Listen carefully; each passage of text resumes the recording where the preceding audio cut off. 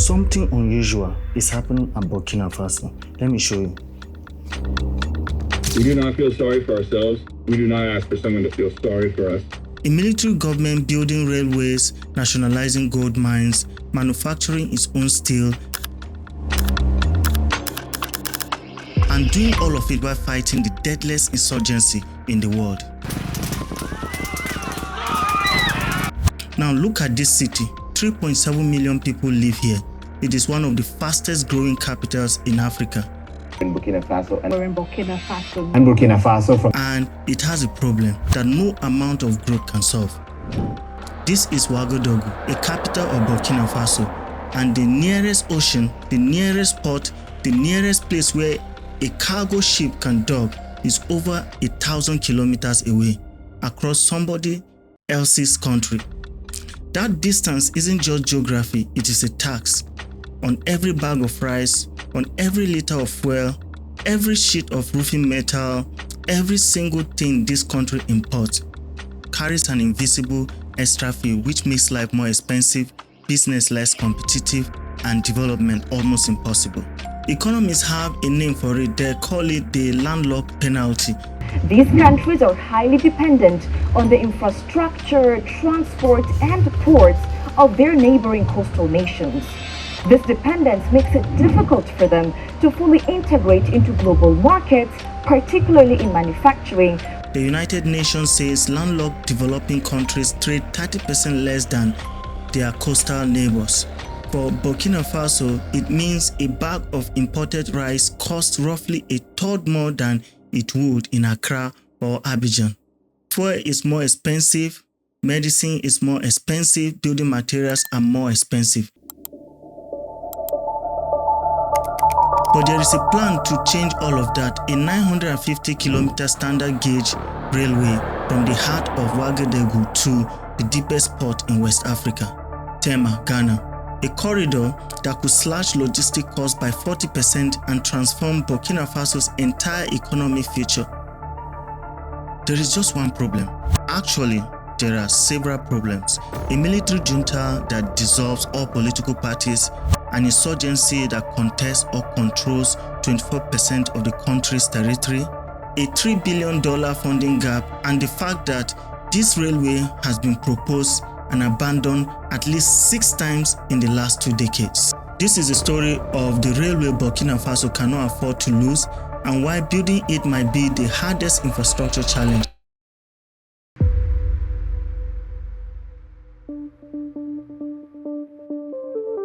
To know why this railway matters, you first need to understand what it means to be a landlocked country in West Africa. Let's investigate. Burkina Faso is a country of 24 million people with a GDP of roughly $23 billion. For context, that's smaller than the annual revenue of a single mid-sized European logistic company. Its economy runs on gold, which accounts for 80% of all export, and cotton. It imports nearly 70% of its electricity. It imports virtually all manufactured goods, and every single ton of those imports arrive by the sea at another country's port and then has to be transported hundreds of kilometers overland to Ouagadougou. The country depends on 4 port corridors. Lomé in Togo handles the most, about 2.7 million tons of Burkinabe goods transited through there in 2023. Abidjan in Côte d'Ivoire is second with 2.1 million tons, then Tema in Ghana, then Cotonou in Benin. 4 foreign ports, 4 foreign governments, 4 sets of custom regulations, border checkpoints, and political relationships, any one of which could be disrupted at any time. Here's what that dependency actually cost. A 20-foot shipping container moving from Tema port to Ouagadougou, a distance of about 1,040 kilometers, takes an average of 90 days. Not because the roads are that long, but because of what happens along the way. The World Bank researcher documented a single 750-kilometer journey on this corridor. It should have taken 7 hours, it took 17. They counted 20 checkpoints and 1 border crossing. Truckers routinely sleep under their vehicles at the borders waiting for paperwork that can take hours, sometimes days. Bribes at customs have been documented at an average of 8% of cargo value. The result, transport costs in Burkina Faso consume 30 to 40% of total value of imported goods. In Europe, that figure is under 10%. In the United States, it's around 8%. Burkina Faso pays 3 to 4 times more as a share of value just to move things, and that cost gets passed directly to consumers.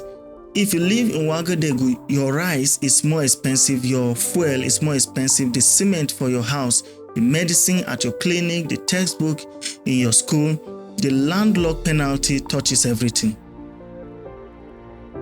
And this isn't a new problem. Burkina Faso has been paying this tax since the day it became a country. But it did once have a railway, a single narrow line that ran all the way to the coast, a line that was built not to help Burkina Faso but to extract from it. And that story begins in 1904.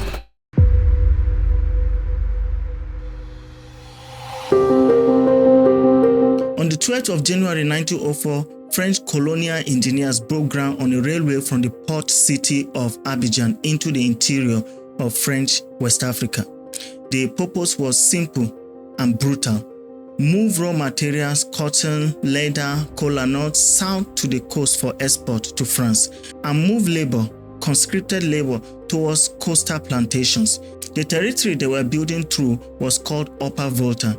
It would later be renamed Burkina Faso, which means land of the upright people. But in 1904, the French viewed it primarily as reservoir of cheap human labor. Construction was painfully slow. Abidjan to Bouaké by 1912, halted during World War I, resumed in 1920. Bobo Dioulasso, Burkina Faso's second city, wasn't reached until 1934, another halt for World War II. The railway finally reached Ouagadougou in 1954. 50 years to build 1,260 kilometers of single-track meter-gauge railway, half a century of construction, much of it using forced labor to build the line that served French economic interests, not Burkinabe ones. After independence, there was little progress. At its peak in the late 1970s, it carried 4 million passengers a year. Then it declined. Mismanagement, underinvestment, competitions from road. In 1995, under IMF and World Bank pressure, both Burkina Faso and Côte d'Ivoire privatized the railway, handing it to Citarrail, a company controlled by French logistic conglomerate Bolloré. Citarrail immediately slashed the workforce from 3,470 to 1,815, closed rural stations from 59 down to just 8, focused on freight and let passenger service wither. Ridership collapsed from 858,000 in 1994 to 243,000 by 1999. The railway that was built by force was now being stripped for parts. But before privatization, before Bolloré, before decline, there was a different vision for what a railway could mean for Burkina Faso, and it belonged to one man. In 1985, a 35-year-old revolutionary president named Thomas Sankara Ces alimentaires qui nous bloquent, qui nous inspirent, qui installent dans nos esprits, launched what he called the Battle of the Railways. Citizen workers from villages across the country volunteer in competing squads to clear roadbed and lay track, extending the line roughly 100 kilometers from Ouagadougou north to the town of Kaya. But Kaya was never the destination. Sankara's real target was Tamboa, a remote location near the borders of Mali and Niger, sitting on top of one of West Africa's largest manganese deposits, an estimated 100 million tons of metal. Sankara believed that if Burkina Faso could connect that mine to railway network and then to a port, the revenues could fund genuine economic independence. No more dependency on foreign aid, no more IMF conditions, a landlocked country building its own path to the sea. On October 15, 1987, Sankara was assassinated, a coup led by his own deputy, Blaise Compaoré. ended his presidency and his life. He was 37 years old. The railway to Tambor was never completed.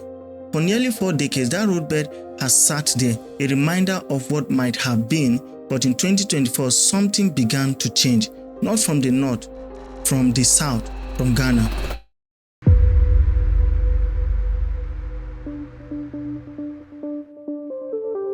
On November 22, 2024, Ghana's President Nana Akufo-Addo stood at Tema Harbour and inaugurated something his country had never had before, a standard gauge railway. The Tema-Nkpakadan line, 97 kilometers of brand new track built to international standard gauge, 1,435 mm, connecting Ghana's largest port to the town of Nkpakadan on Volta River. It cost $447 million, funded by India's Exim Bank.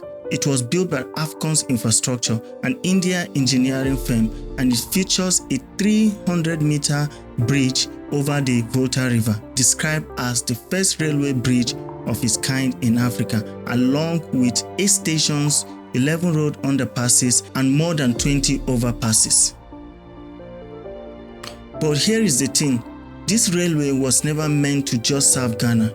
It is section 1 of a much larger vision, the Ghana-Burkina Faso Railway Interconnectivity Project, a 950-kilometer standard gauge corridor stretching from Tema Port all the way to Ouagadougou. The 97 kilometers that exist today are just the beginning, roughly 10% of the total distance. Section 2 is the big one, about 710 kilometers from Nkpakadan to Paga on Ghana's northern border with Burkina Faso.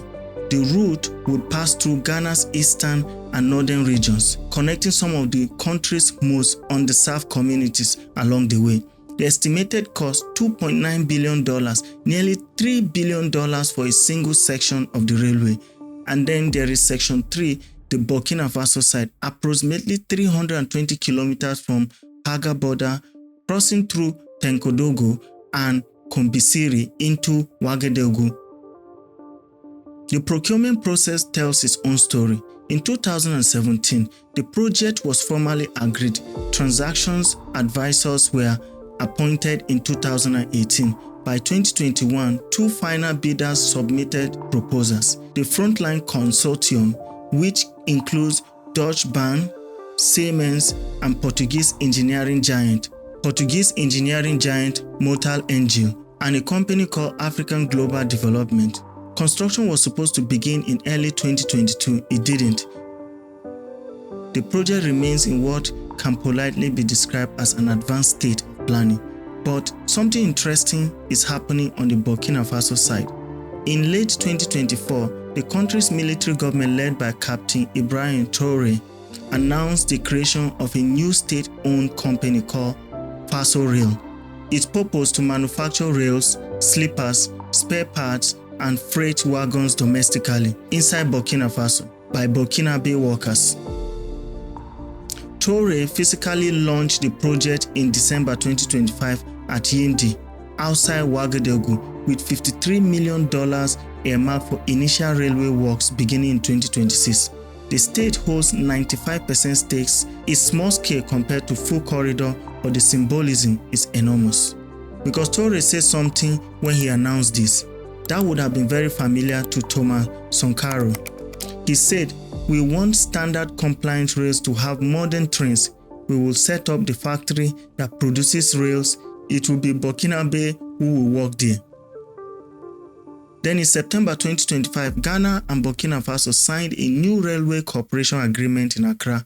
Ghana's transport minister described it as fully aligned with President Mahama's economic agenda and Ghana's railway master plan. The Burkinabe minister reaffirmed the commitment. On paper, the political will exists, but building 950-kilometer railway requires more than signatures. It requires navigating one of the most complex geopolitical situations on the continent.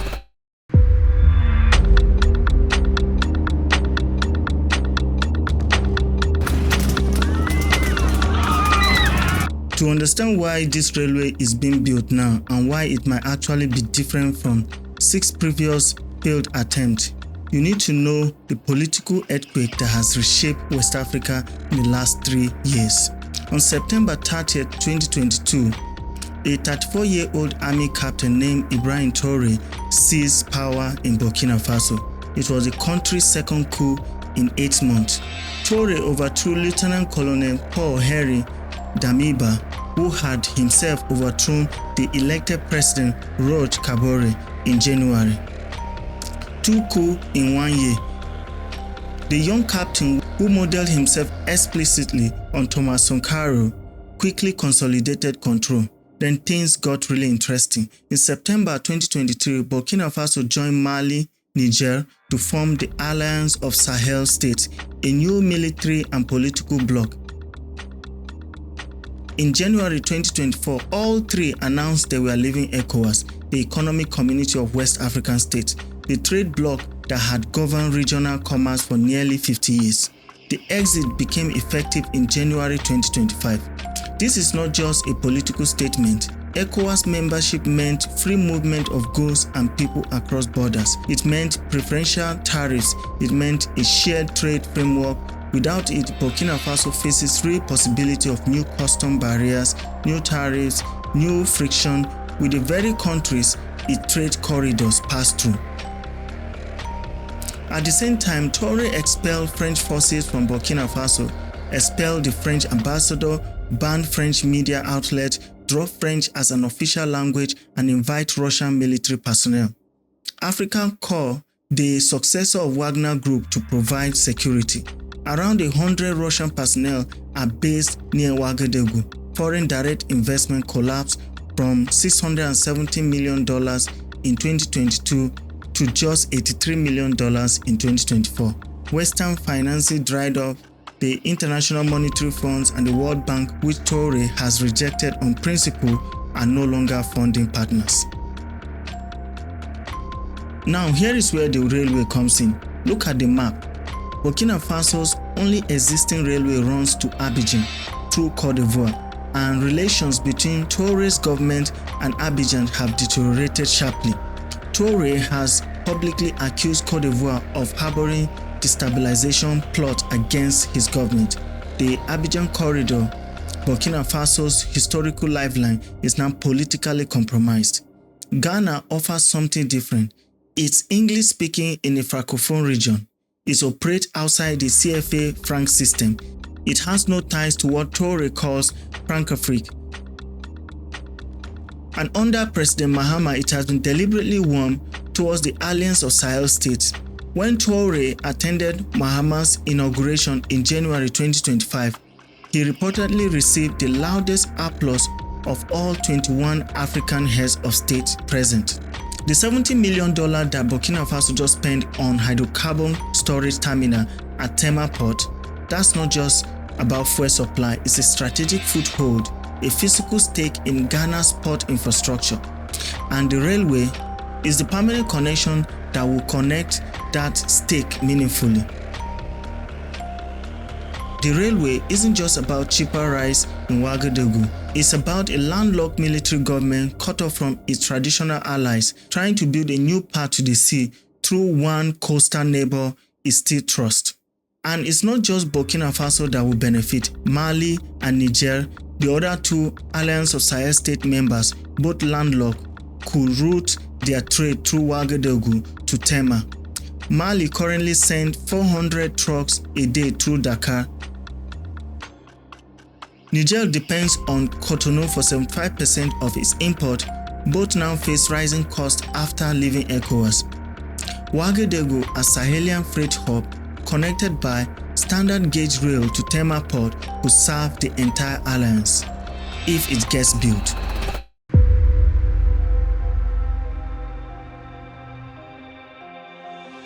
Here's the honest picture. Only 97 kilometers of this 950-kilometer corridor are operational. The remaining 850 plus kilometers require an estimated $3 billion in financing that nobody has confirmed. No construction contract has been publicly awarded for the main corridor. And the country at the heart of this project, Burkina Faso, is in grip of the deadliest insurgency in the world. Armed groups affiliated with Al-Qaeda and the Islamic State control or contest roughly 60% of Burkina Faso's territory. Civilian deaths from militant attacks have increased 87% since Traoré came to power.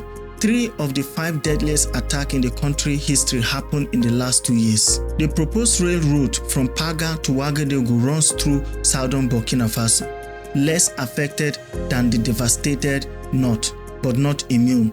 The railway is fixed linear target, hundreds of kilometers of track, bridges, stations, all of which need to be protected. Building and operating it in an active conflict zone is an engineering challenge that goes far beyond engineering. Then there is the money. Traoré has rejected IMF and World Bank financing. Russia, his new geopolitical partner, has shown no interest in funding railways. Moscow is focused on nuclear energy and mining deals. Foreign direct investment has collapsed by 88%, so where does $3 billion come from? India funded Section 1 through its Exim Bank. China has a strategic partnership with Burkina Faso and built Tema's newest terminal. The African Export-Import Bank funded the trains. The project is designed as a build-operate-transfer, meaning private investor would fund construction in exchange for decades of operating revenue. But finding private investors willing to commit billions in a country run by military junta facing an insurgency with unresolved trade relationship with its neighbor, that's a hard sell. But before you conclude that this is impossible, look at what's happening elsewhere on the continent. Ethiopia, also landlocked, also dependent on neighbors' port. In 2018, a 752-kilometer standard gauge railway from Addis Ababa to Djibouti began commercial operations. $3.4 billion Chinese built. It operated at a loss for 6 years. Then in 2024, it turned its first profit after Ethiopian staff took full operational control. Today, it moves 2.4 million tons a year and has cut transit time from 3 days to under 20 hours. Kenya, the Mombasa-Nairobi standard gauge rail was called a white elephant when it opened in 2017. 5 billion of Chinese debt for 472 kilometers. By 2025, it was carrying 7.5 million tons of freight and 2.7 million passengers, generating 166 million in annual revenue. Last October alone, it moved 640,000 tons, equivalent to 23,000 truckloads. The question for the Ghana-Burkina Faso corridor isn't whether a landlocked to port railway makes economic sense. It clearly does. The question is whether this particular railway, at this particular moment, in this particular political and security environment, can actually get built. In 1985, Thomas Sankara asked the people of Burkina Faso to build a railway with their bare hands. They laid 100 kilometers of track toward manganese mine that could have funded their independence. On October 15, 1987, the day he was killed, the work stopped. 40 years later, a different young captain who wears Sankara's portrait on his uniform is trying again. Different route, different partner, different technology, but the same fundamental question that has defined this country since its independence. Can a landlocked nation build its own path to the sea? 97 kilometers are built, 850 kilometers remain, and 24 million people are waiting. If you like definitive African infrastructure project like this, please like and subscribe, and let me know if you think this project will be completed under Traoré. See you on the next one.